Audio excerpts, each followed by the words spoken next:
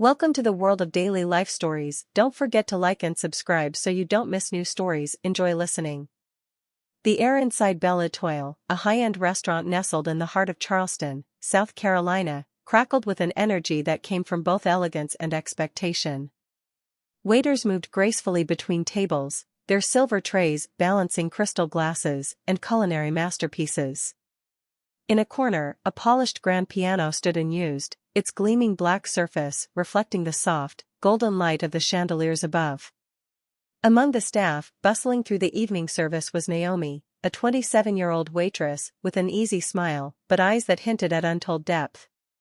Her long days at Belle Étoile were a means to an end, a way to save money for her dream of attending a prestigious conservatory of music. Though she wore the uniform of a server, her heart beat to a different rhythm, one shaped by melodies that had been her solace since childhood. When the restaurant was quiet and the dining room empty, Naomi would sometimes find herself at the grand piano, her fingers dancing across the keys in a private concert for herself.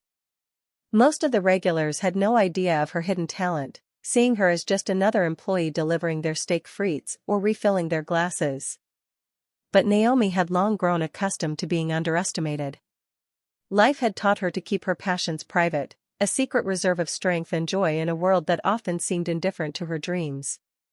That Friday evening started like any other, with Naomi weaving her way through tables and ensuring every guest felt attended to. The hum of conversation and the gentle clink of cutlery filled the room, creating a cocoon of sophistication. As Naomi set down a bottle of wine at a table near the window, the restaurant's heavy oak doors swung open with a theatrical flourish. A man entered, and the energy in the room shifted. He was tall, impeccably dressed in a tailored suit that screamed wealth, his salt and pepper hair slicked back with precision. His eyes scanned the room with a mix of boredom and authority, as though nothing could truly impress him. This was Vincent Harrington, a self-made billionaire known as much for his staggering fortune as for his sharp tongue and knack for making others feel small. Heads turned as Vincent walked toward his reserved table, trailed by an assistant carrying a sleek leather briefcase. Naomi couldn't help but notice the tension in the air, the way the staff whispered behind trays and the other diners glanced nervously at their plates. Vincent was the kind of man who thrived on control, and his reputation for belittling those he deemed beneath him preceded him. Naomi was assigned to his table, a fact she greeted with her usual calm professionalism. As she approached, she felt Vincent's eyes on her, studying her like a puzzle he had no interest in solving. "Good evening, sir," Naomi said with a warm smile, setting down a menu in front of him. "Can I start you off with something to drink?" Vincent didn't respond immediately. Instead, he leaned back in his chair, his sharp gaze sweeping over her. When he finally spoke, his voice was rich and deep but carried a condescension that was hard to miss. "I suppose I'll have whatever wine this place thinks is worth its exorbitant prices," he said, dismissively waving a hand toward the wine list. Naomi maintained her composure, her years of experience allowing her to deflect the sting of his tone. "Of course, sir. May I recommend our Chateau Margaux? It pairs beautifully with most of the menu." Vincent raised an eyebrow, his lips curving into a smirk. "And what would you know about Chateau Margaux? Can you even pronounce it correctly?" The table's occupants, a group of similarly wealthy businessmen, chuckled at the jab, their laughter blending into the room's ambient noise. Naomi felt a flush rise to her cheeks but held her ground, meeting Vincent's gaze with quiet dignity. "Very well, then. Bring me a glass," Vincent said after a pause, his smirk deepening as though he were testing her limits. Naomi turned and walked toward the bar, her steps measured and her heart beating just a little faster. She was no stranger to difficult customers, but something about Vincent's attitude set her on edge. He wasn't just rude, he seemed to enjoy the discomfort he caused, feeding off it like an emotional predator. As the evening wore on, Vincent's table grew louder, their laughter cutting through the restaurant's refined atmosphere. Vincent himself seemed to revel in his role as the center of attention, his booming voice carrying tales of business conquests and extravagant indulgences. When the conversation turned to music, Vincent gestured toward the grand piano in the corner. "It's a shame that thing's just sitting there," he remarked loudly, his words aimed at no one in particular. I doubt anyone here even knows how to use it. Naomi, clearing plates from a nearby table, heard the comment and felt a familiar pang in her chest.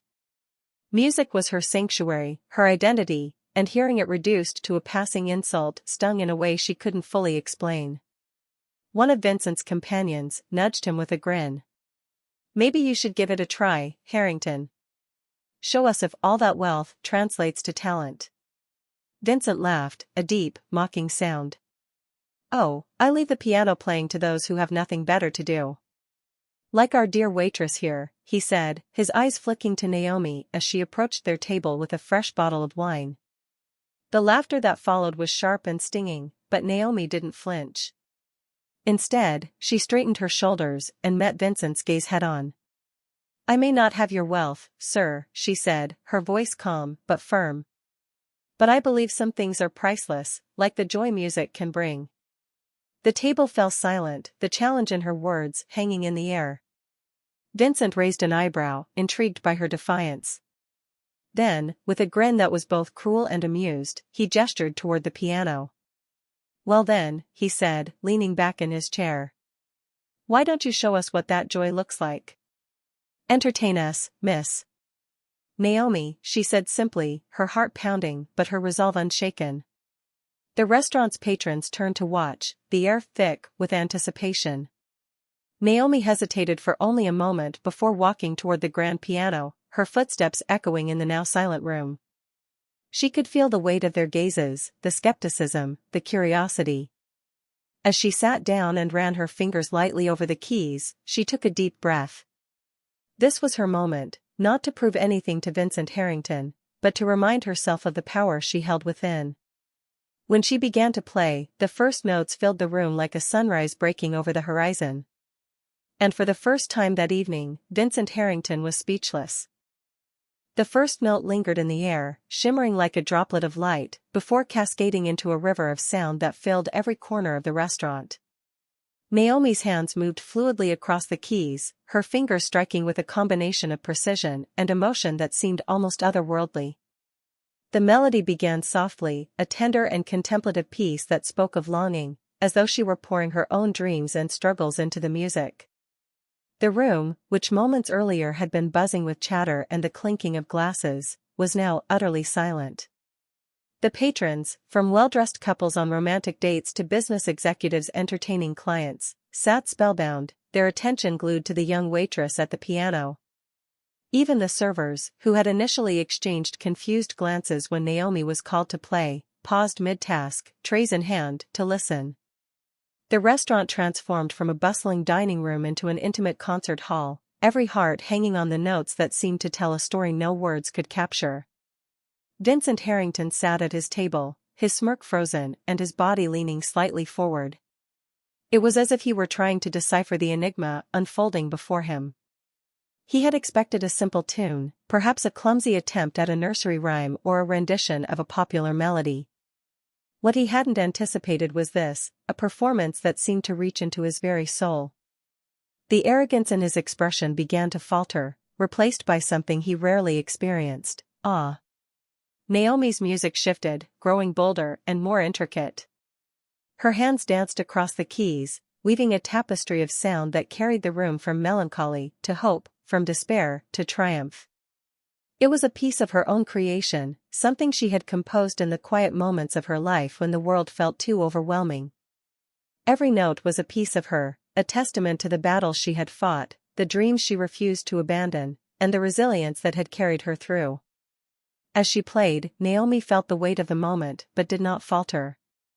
She was no longer just a waitress, she was an artist reclaiming her identity. The piano, an instrument she had once only been able to touch in fleeting moments between shifts, now became an extension of her. The keys responded to her touch as though they had been waiting for her all along, their resonance amplifying the emotion she poured into them. The room's collective breath seemed to hitch as the piece reached its crescendo. Naomi's fingers flew across the keyboard, the melody swelling to a climax that was both fierce and triumphant. Then, just as suddenly as it had built, the music softened, resolving into a delicate, wistful conclusion that lingered in the air like the memory of a dream. When the final note faded, the silence that followed was so profound it felt almost sacred. For a moment, no one moved. No one spoke. The patrons, the staff, even the kitchen workers who had peeked out to see what was happening, stood frozen, caught in the spell Naomi had cast. It was as if time itself had stopped, unwilling to disturb the magic that hung in the room. Then, one person began to clap. It was hesitant at first, a single pair of hands, breaking the silence. But it was quickly followed by another, and then another, until the room erupted into applause. People rose from their seats, their expressions ranging from astonishment to admiration. Some even wiped away tears, overwhelmed by the raw beauty of what they had just witnessed. Naomi rose from the piano bench, her hands trembling slightly as she turned to face the room. She hadn't played for an audience in years, and the overwhelming response was almost too much to process. But as she scanned the faces of the patrons, she saw something that made her heart swell: genuine respect. For the first time in a long while, she felt seen, not as a waitress, but as an artist. Vincent Harrington, however, remained seated. His expression was unreadable, his hands clasped together as he stared at her with an intensity that made her feel both exposed and empowered. Slowly, he stood, his towering figure commanding attention even in a room full of people. The applause quieted, and all eyes turned to him. "Well," Vincent said, his voice quieter than before, but no less resonant. "I must admit, Miss Naomi, you've managed to surprise me." There was no mockery in his tone this time, only a hint of something Naomi couldn't quite place. Was it respect? Curiosity? She met his gaze, her chin held high. "Music has a way of doing that, sir," she replied simply. A small smile tugged at the corner of Vincent's mouth, but it wasn't the smug grin he had worn earlier. It was something softer, almost contemplative. He nodded once and then turned to the room. "I think we can all agree," he said, addressing the patrons, "that this evening just became far more memorable than any of us anticipated." The room erupted into another round of applause, but this time Naomi didn't feel the same overwhelming rush of emotion. She felt calm, steady, as though she had reclaimed a part of herself that she had almost forgotten. She gave a small bow and returned to her station, where the other servers greeted her with wide eyes and whispered congratulations. As the evening continued, the energy in the room remained elevated. Patrons stopped Naomi as she moved between tables, complimenting her performance and asking about her musical background. For once, she didn't feel the need to downplay her passion. She spoke openly about her love for music and her dreams of attending a conservatory, her confidence growing with each interaction. Meanwhile, Vincent Harrington watched her from his table, his mind racing. He had come to the restaurant that evening expecting nothing more than another luxurious meal and an opportunity to dominate the conversation. Instead, he had been confronted with something he couldn't buy or control: raw, undeniable talent. It unsettled him in a way he couldn't quite explain. When the meal was over and Vincent's group prepared to leave, he motioned for Naomi to approach. She hesitated for only a moment before stepping forward, her expression neutral, but her heart pounding. "Miss Naomi," Vincent said, his voice devoid of its earlier arrogance. "You have a rare gift. It's not often I'm rendered speechless, but tonight, you accomplished that." "Thank you," Naomi replied, her tone polite but firm. She refused to let herself be intimidated, not after what she had just proven. Vincent reached into his pocket and pulled out a sleek black card. "This is my personal contact information," he said, handing it to her.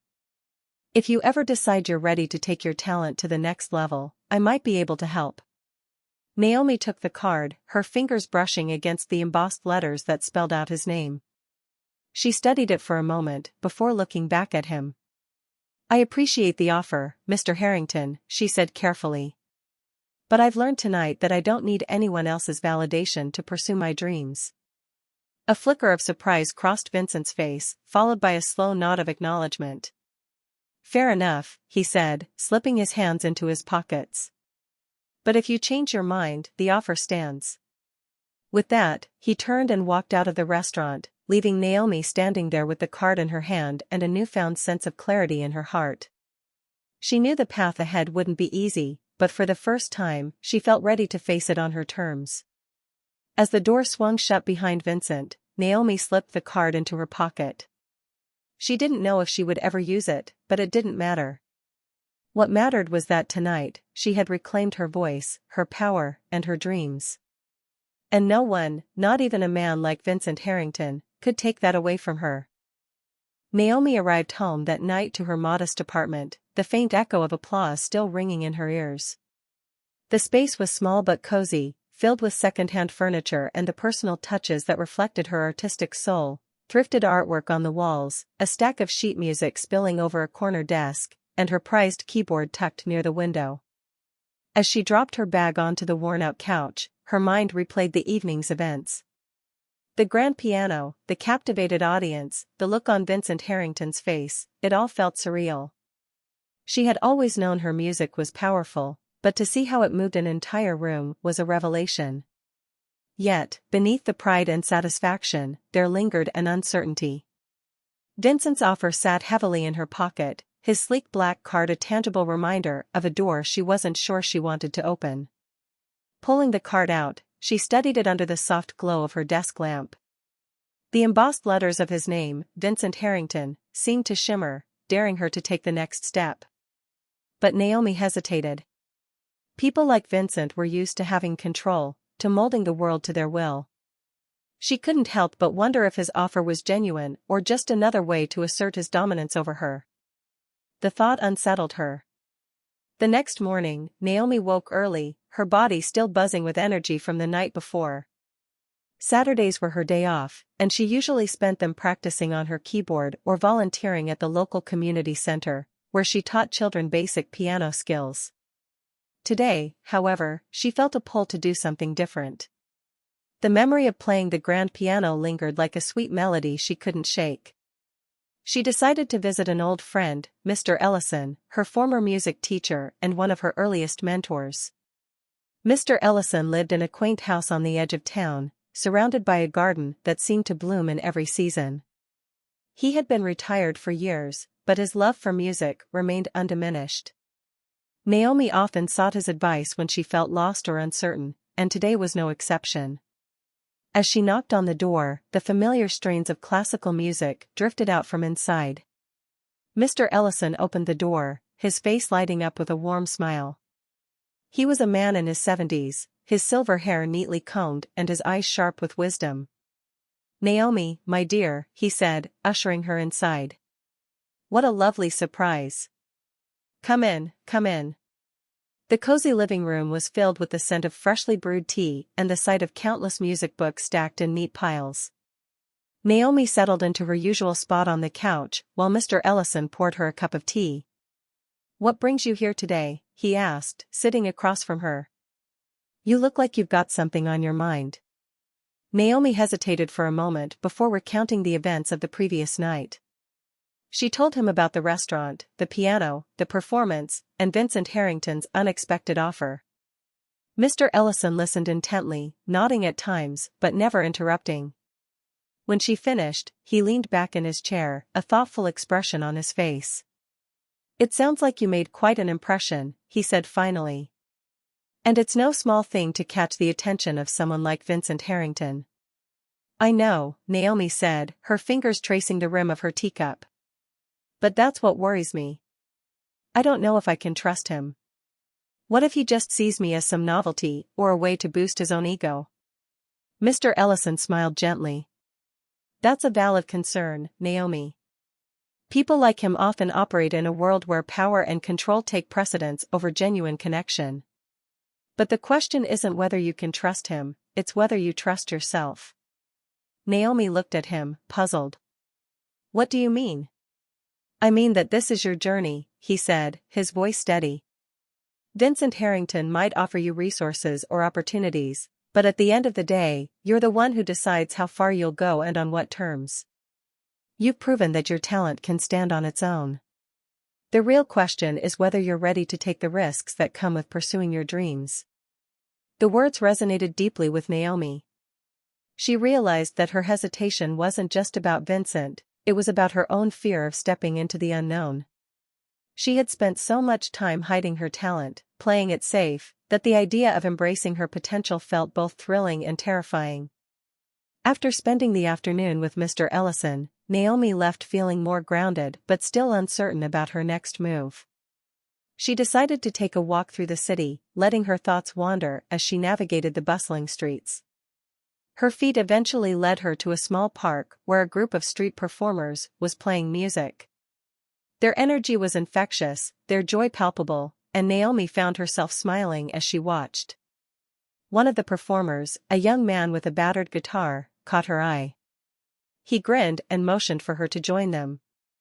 Before she knew it, Naomi was sitting at a small portable keyboard they had set up, her fingers instinctively finding their place on the keys. She played a simple tune at first, something light and cheerful, but as the crowd gathered, she began to improvise, weaving in melodies that spoke to her soul. The crowd responded enthusiastically, clapping and cheering as she played. For Naomi, it was a reminder of why she loved music, not for the accolades or the recognition, but for the connection it created. In that moment, she felt free, unburdened by doubts or fears. As the performance wound down, one of the street performers turned to her. "You're incredible," he said. "Do you play professionally?" Naomi laughed. "Not yet," she admitted. "But maybe someday." The performer nodded. "You should. The world needs more music like yours." His words stayed with her as she walked home that evening. She realized that while Vincent's offer might come with strings attached, it was also an opportunity, a chance to step onto a larger stage and share her music with the world. The thought scared her, but it also excited her in a way she hadn't felt in years. When she arrived home, Naomi sat at her keyboard, the black card still sitting on her desk. She stared at it for a long time, weighing her options. Finally, she picked up her phone and dialed the number. It rang twice before a smooth, familiar voice answered. "Vincent Harrington speaking." "Mr. Harrington," Naomi said, her voice steady despite the butterflies in her stomach. "This is Naomi. I've decided I'm interested in hearing more about your offer." There was a pause on the other end, and then Vincent's voice softened, tinged with something that almost sounded like respect. "I'm glad to hear that, Naomi. Let's arrange a meeting. I believe we can do something extraordinary together." As she hung up the phone, Naomi felt a mixture of excitement and apprehension. She didn't know what the future held, but she knew one thing for certain: she was ready to take the leap. Whatever challenges lay ahead, she would face them with the same strength and determination that had carried her through every note, every melody, every dream she had ever dared to believe in. The following week arrived faster than Naomi expected, bringing with it the promise of a new chapter. She had agreed to meet Vincent Harrington at his corporate headquarters, a sleek glass tower that loomed over the city like a monument to ambition. Standing at its base, Naomi felt dwarfed by the sheer scale of the building, its reflective surface mirroring her expression of quiet determination. The lobby was as imposing as the exterior, with marble floors, minimalist furniture, and a level of polish that seemed designed to intimidate. Naomi approached the reception desk, her palms damp but her chin held high. "I have an appointment with Mr. Harrington," she said, her voice steady. The receptionist, a young woman with a professional smile, nodded and directed her to the top floor. "He's expecting you, Ms. Naomi. Take the elevator to the penthouse suite." Naomi stepped into the glass elevator, her reflection staring back at her as she ascended. The city unfolded beneath her, its skyline stretching into the horizon. She took a deep breath, reminding herself of Mr. Ellison's words, "Trust yourself." She had come this far, and she wasn't about to let self-doubt hold her back. The elevator doors opened with a soft chime, revealing a spacious office that felt more like a gallery than a workspace. Abstract paintings adorned the walls, and the floor-to-ceiling windows offered a breathtaking view of the city. In the center of the room was a massive desk, behind which sat Vincent Harrington. He looked up from a tablet as Naomi entered, his expression unreadable. "Ah, Naomi," he said, standing and extending a hand. "Punctual. I like that." She shook his hand, his grip firm but not overbearing. "Thank you for meeting with me," she said, her tone polite but guarded. "Please, have a seat," Vincent said, gesturing to a sleek leather chair across from his desk. He sat down as well, folding his hands on the polished surface of the desk. "I'll get straight to the point. I don't waste time, and I assume you don't either." Naomi nodded, her posture straight as she met his gaze. "Agreed." Vincent leaned back slightly, studying her. "Your performance at the restaurant was extraordinary. You have a raw talent that's rare, practically unheard of. But raw talent alone isn't enough. It needs to be honed, shaped, and, most importantly, exposed to the right audience. That's where I come in." Naomi listened, her heart beating faster as he continued. "I have connections in the music industry, partnerships with some of the most influential people in entertainment. I can offer you opportunities you've only dreamed of, recording sessions, live performances, even collaborations with established artists. In return, all I ask is that you trust me to guide your career. Together, we could create something phenomenal." The offer was tantalizing, and Naomi couldn't deny the allure of what Vincent was promising. But she also couldn't ignore the faint undercurrent of control in his words. She chose her response carefully. "I appreciate your confidence in me, Mr. Harrington," she said. "But before I agree to anything, I need to understand the terms. What exactly are you asking of me?" Vincent smiled, clearly pleased by her directness. "Smart question," he said. "Here's the deal, I would act as your manager and financier. I'll cover all expenses, studio time, marketing, travel, you name it. In return, I'd take a percentage of your earnings. Standard industry practice. You'd retain creative control over your music, of course, but I'd provide guidance to ensure it appeals to a wider audience." Naomi frowned slightly. "How much of a percentage are we talking about?" 20%, Vincent said smoothly. "A fair rate, considering the resources I'd be putting at your disposal." Naomi leaned back, her mind racing. 20% was steep, but it wasn't unreasonable.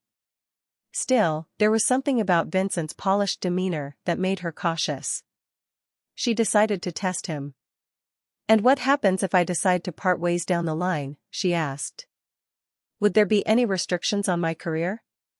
Vincent's smile didn't waver, but there was a flicker of something in his eyes, irritation, perhaps, that was gone as quickly as it appeared. "I'd ask for a reasonable notice period to ensure a smooth transition, but you wouldn't be tied down indefinitely." "I'm not interested in trapping you, Naomi. I'm interested in helping you succeed." It was a good answer, but Naomi still felt a knot of unease. She glanced out the window, her thoughts a whirlwind.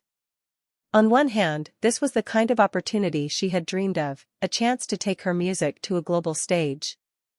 On the other hand, she couldn't shake the feeling that Vincent Harrington never offered something without expecting more in return. Finally, she turned back to him. "I'll need some time to think it over," she said. Vincent nodded, his expression inscrutable. "Take all the time you need.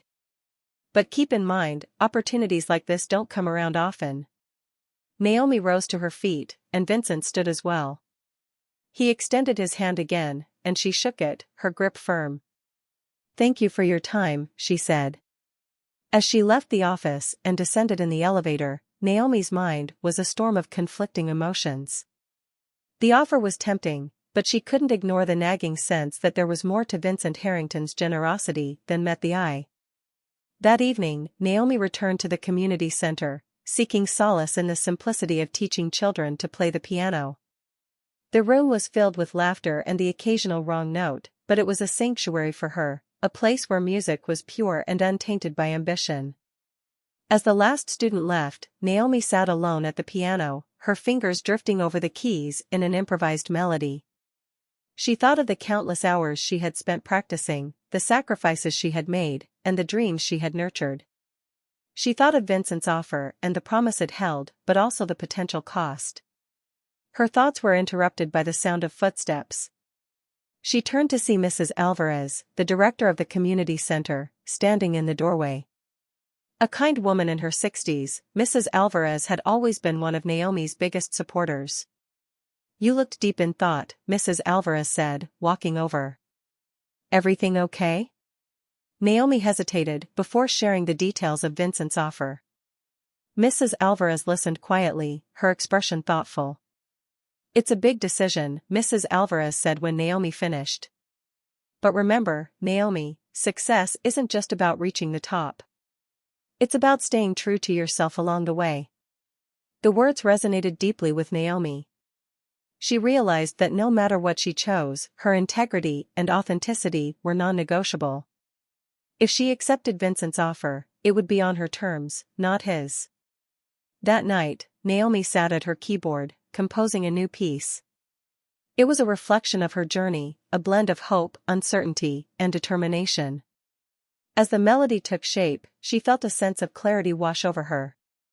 She didn't need to fear the future, she needed to trust herself, just as Mr. Ellison had said.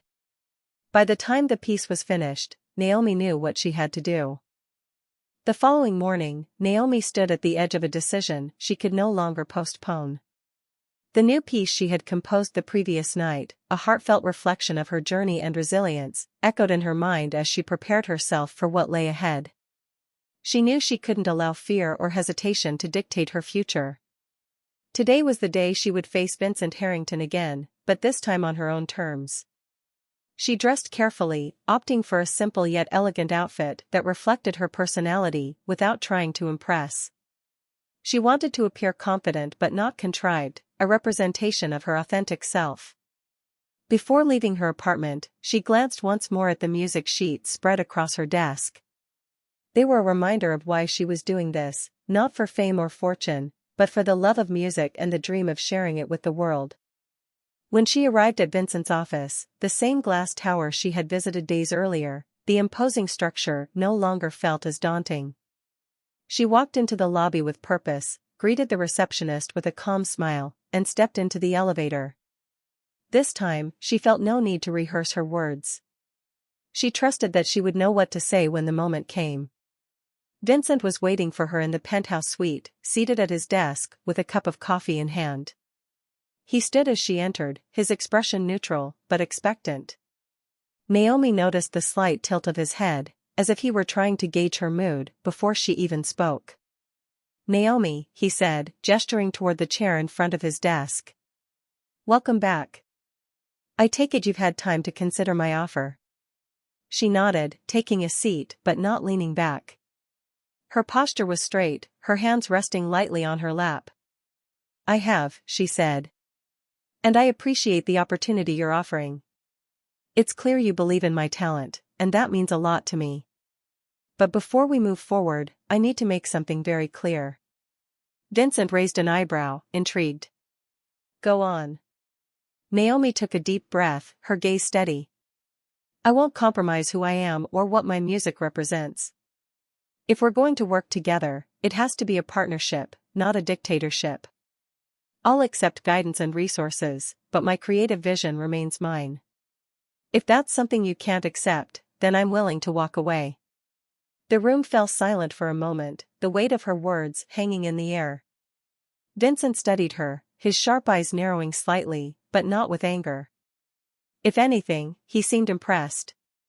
Finally, he leaned back in his chair, folding his hands together. "You're more resolute than most people I've met," he said, a faint smile tugging at the corners of his mouth. "I respect that. The truth is, Naomi, I wouldn't have approached you if I didn't think you were worth investing in. And I wouldn't have offered you creative control if I didn't mean it. But let me be honest with you, success in this industry requires compromise. Not with your integrity, necessarily, but with expectations.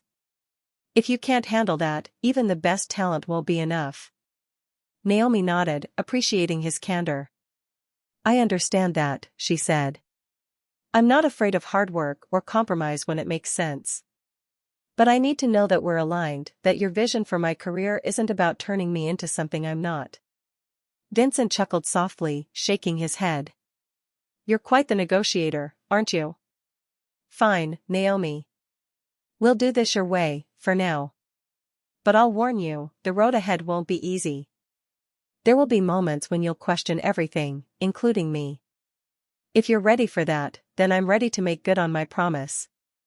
He extended his hand across the desk, and Naomi took it, her grip firm. Deal, she said, her voice unwavering. Over the next several weeks, Naomi's life transformed in ways she could hardly have imagined. True to his word, Vincent opened doors she never thought possible.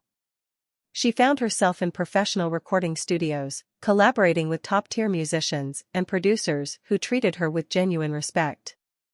Her compositions, once confined to her apartment and the occasional restaurant piano, began to take on a life of their own. They were polished and refined, but never stripped of the authenticity that made them uniquely hers. Her first single, a reimagined version of the piece she had played at the restaurant, was released on major streaming platforms. The response was overwhelming. Within days, it had gone viral, garnering millions of streams and catapulting Naomi into the spotlight. Music blogs and industry insiders hailed her as a rising star, praising her ability to fuse classical influences with contemporary emotion. For the first time, Naomi saw her name trending, her music touching people far beyond her immediate circle. But with success came challenges. Naomi quickly learned that the industry was as demanding as it was rewarding. There were late nights, grueling schedules, and the constant pressure to deliver something fresh and impactful.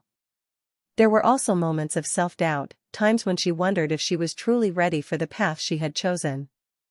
Through it all, she leaned on her music as a source of strength, reminding herself why she had started this journey in the first place. Vincent, true to his word, provided guidance without overstepping. He was demanding but fair, pushing Naomi to reach her potential while respecting her boundaries. There were moments when their visions clashed, Naomi insisting on retaining the emotional depth of her music, while Vincent pushed for broader commercial appeal. But these disagreements, though intense, always ended in mutual respect. Slowly but surely, they found a balance. One evening, after a particularly long day in the studio, Naomi returned home to find a package waiting for her. Inside was a handwritten letter from Mr. Ellison, along with a recording of her performance at the community center from years ago. The letter was filled with encouragement, reminding her that success wasn't measured by charts or accolades, but by the lives she touched with her music. Naomi sat down at her keyboard, the letter resting beside her. She played the recording of her younger self, the raw and unpolished notes filling the room. Tears welled in her eyes as she realized how far she had come. The girl who had played those notes had dreamed of a day like this, and now, she was living it. That night, Naomi composed a new piece, a heartfelt tribute to her journey. It was a blend of everything she had experienced, the struggles, the triumphs, the people who had supported her, and even those who had doubted her. The melody flowed effortlessly, each note a reminder that she had stayed true to herself, despite the odds. When the piece was finished, Naomi felt a sense of peace she hadn't known in years. She realized that while Vincent had opened doors, it was her talent, determination, and authenticity that had carried her through. She was no longer just a waitress with a dream, she was an artist with a purpose. The next morning, Naomi shared the new composition with Vincent and her team. It became the centerpiece of her debut album, a collection of songs that told her story in a way that resonated deeply with listeners around the world. The album's success solidified her place in the industry, but more importantly, it affirmed her belief that music was a universal language capable of connecting people across all boundaries. As Naomi stood on the stage of a sold-out concert months later, her heart swelled with gratitude. The grand piano gleamed under the spotlight, and the audience waited in hushed anticipation. She took her seat, her fingers hovering over the keys, and began to play. The notes filled the room, carrying her journey, her struggles, and her triumphs to everyone listening. In that moment, Naomi realized that she had achieved something far greater than fame or success. She had found her voice, her purpose, and the courage to share it with the world.